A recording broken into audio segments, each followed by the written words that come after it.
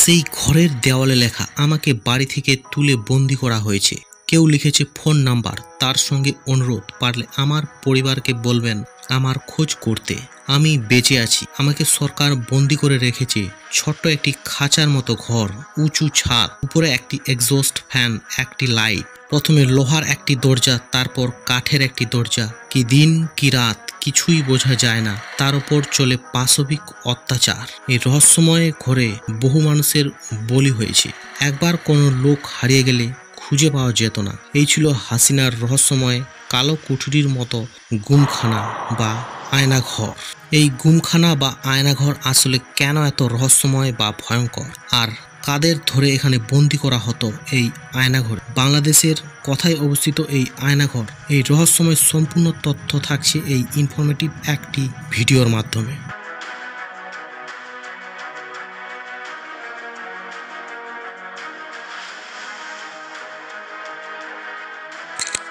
আয়নাঘর নামটা শুনে মনে হতে পারে আয়নায় মোড়া যেন রূপকথার কোনো জায়গা, কিন্তু এই রূপকথাময় নামের আড়ালে লুকিয়ে আছে গুম, অত্যাচার, বিনা বিচারে বছরের পর বছর আটকে রাখার ভয়ানক কাহিনী। হাসিনা সরকারের আমলে সাংবাদিক, রাজনৈতিক বিরোধী, সমাজকর্মী, আইনজীবী, শিক্ষার্থী, ব্যবসায়ী, সেনাকর্তা থেকে শুরু করে বহু মানুষকে এখানে গুম করা হয়েছে, বিনা বিচারে আটকে রাখা হয়েছে। এখানে আয়নাঘর আসলে গোয়েন্দাদের একটি গোপন বন্দিশালা বা ডিটেনশন ক্যাম্প। এটি একটি টর্চার রুম, আলো বাতাসহীন একটি কক্ষ, দিনের সময়ও ঘুটঘুটে অন্ধকার। আয়নাঘরে বন্দীদের বা মানুষজনদের এমনভাবে শাস্তি দেওয়া হতো জানলে তোমার গায়ে কাঁটা দিতে পারে। এই আয়নাঘরে কাদের রাখা হতো? যারা সরকারের বিরুদ্ধে কথা বলতো বা সরকার বিরোধী কোনো কার্যকলাপ করত, তাদেরকে রাতের অন্ধকারে বা দিনের বেলাতে গুম করে নেওয়া হতো। তারপর তাদের কোনো অস্তিত্ব খুঁজেই পাওয়া যেত না। তাদেরকে ধরে এনে রাখা হতো সেই আয়নাঘরে। তারপর দিনের পর দিন চলত পাশবিক অত্যাচার। আর এই আয়নাঘরের ভেতরে রয়েছে অনেকগুলি গণকবর।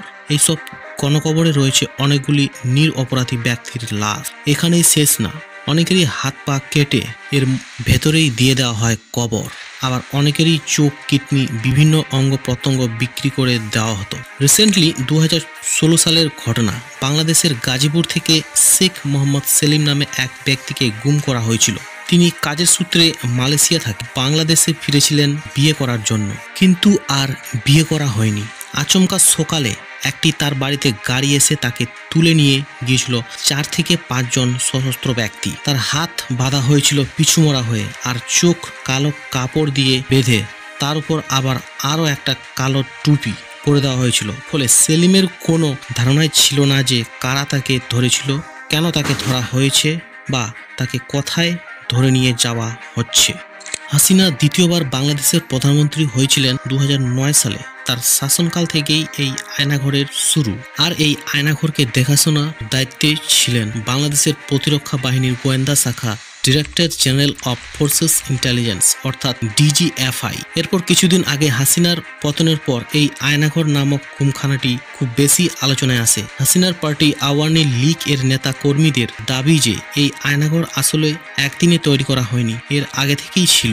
যখন হাসিনার এক সভায় গ্রেনেড হামলায় একসঙ্গে 26 জনকে হত্যা করেছিল বিএনপির জামাতিরা, সেই দোষীদেরও তো শাস্তি প্রাপ্য ছিল। এই প্রতিহিংসার রাজনীতি বাংলাদেশকে আরো অনেক বেশি কুশাসনের দিকে ঠেলে দিয়েছে। এই আয়নাঘরের কথা জনসমক্ষে আসে বছর 2 আগে। আয়নাঘরটি ছিল ঢাকা শহরের DGFI সদর দপ্তরের ঠিক পেছনে। বাংলাদেশের প্রাক্তন সেনা কর্মকর্তা হাসিনুর রহমান, তিনি 2 বার গুম হয়েছিলেন এই আয়নাঘরে। তার বিবরণ অনুযায়ী চোখের সামনে ফুটে ওঠে আয়নাঘরের রহস্যময় অন্দরমহল। আয়নাঘরের 2টি বিভাগ ছিল, একটি 16টি কুঠুরির পুরনো বিভাগ আর 10টি কুঠুরির নতুন বিভাগ তৈরি করা হয়েছিল। প্রতিটি ঘরেই ছিল শব্দবন্ধ, ভেতরের আওয়াজ যাতে বাইরে না যায় আর বাইরের আওয়াজ যাতে ভেতরে না আসে। আর ছিল বড় বড় এক্সস্ট ফ্যান। এই ফ্যানগুলি প্রচন্ড জোরে সাউন্ড করত। তার কথায় এই ফ্যানগুলি দিনে একবার বন্ধ করা হতো, আর যখনই ফ্যান বন্ধ করা হতো শুনতে পাওয়া যেত শুধু কান্নার আওয়াজ, যেন কোনো লোক কাঁদছে, কাউকে পানিশমেন্ট দেওয়া হচ্ছে, তার চিৎকার, আর কখনো বা পায়ের হাঁটার শব্দ।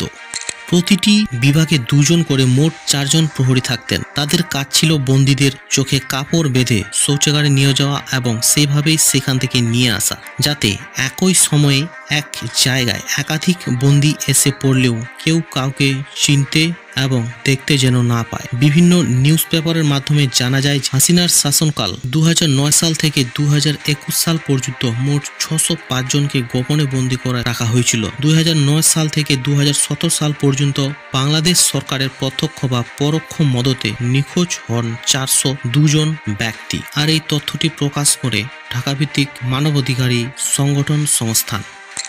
2014 থেকে 2019 সাল পর্যন্ত বাংলাদেশে মোট 350 জন ব্যক্তি গুমের শিকার হয়। তাদের মধ্যে 80 জন ব্যক্তিকে মৃত অবস্থায় পাওয়া যায়। তবে এইসব নিউজ পোর্টালের খবর আয়নাঘরে কতজন বন্দী আছে, কতজনের মৃত্যু হয়েছে বা কতজনকে মেরে ফেলা হয়েছে, এইসব ব্যাপারে অ্যাকুরেটভাবে বলা সম্ভব না। এইসব খবর কখনো সঠিকভাবে বলা যেতে পারে না, কারণ অ্যাকুরেট ডেটা ইন্টেলিজেন্স ব্যুরো থেকে কখনো বলা হয় না। অতিরিক্ত মারার ফলে বা পানিশমেন্ট সহ করতে না পেরে যদি কেউ মারা যায় তাহলে তার ডিটেল খাতায় লেখা হয় না, একেবারে মুছে ফেলা হয়। কিন্তু কয়েকদিন আগে শেখ হাসিনা সরকারের পতনের পর বেশ কয়েকজনকে ছাড়া হয়েছে এই আয়নাঘর থেকে। তাদেরকে গভীর রাতে চট্টগ্রামের একটি স্থানে চোখ বাঁধা অবস্থায় ছেড়ে দেওয়া হয়।